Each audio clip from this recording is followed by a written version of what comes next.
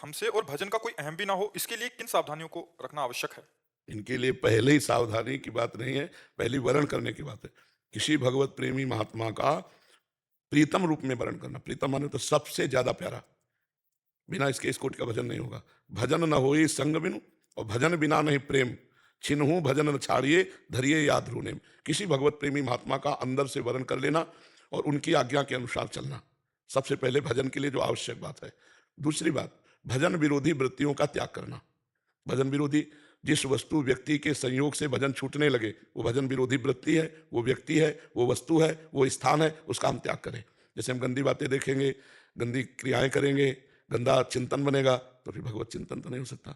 तीसरी बात, हम किसी के दोष दर्शन न करें, हम किसी की निंदा न करें, किसी की निंदा ना सुने, ये भजन में बहुत बाधक है। अगर आपका भजन हो रहा है, दूसरे की निंदा करे तो आपका भजन रुक जाएगा, आपकी बाधा पड़ जाएगी। पर दोष दर्शन, पर दोष वर्णन, पर दोष श्रवण, ये भजन में बहुत बाधक है।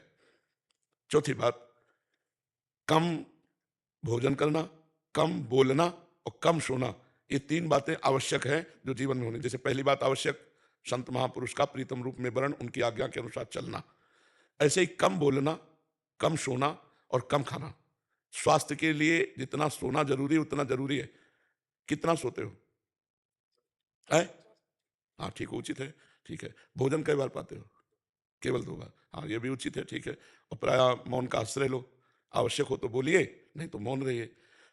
परदोष दर्शन, परदोष कथन, परदोष श्रवण का त्याग, गंदी बातें करना, गंदी दृश्य देखना, गंदी क्रियाओं, इनका त्याग और संत महापुरुष का वर्ण, उनकी आज्ञा के अनुसार चलना।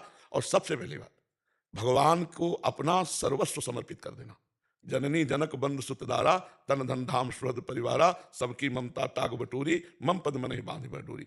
जब हृदय से भगवान को समर्पित कर दोगे तो तुम्हारे हृदय में वो ज्ञान रूप से सारथी बनकर बैठ जाएंगे और तुम्हारे अज्ञान का नाश करके सदमार्ग में चलाएंगे, तो बढ़िया भजन होने लगेगा। ठीक है, ये बातें सुन लेना, बार बार सुनकर इनको धारण करना, बहुत भजन में सहयोग मिलेगा। बिल्कुल जो जो शब्द कह दिए इनको आप समझ लेना, तो आपके भजन में उन्नति होने लगेगी। जी।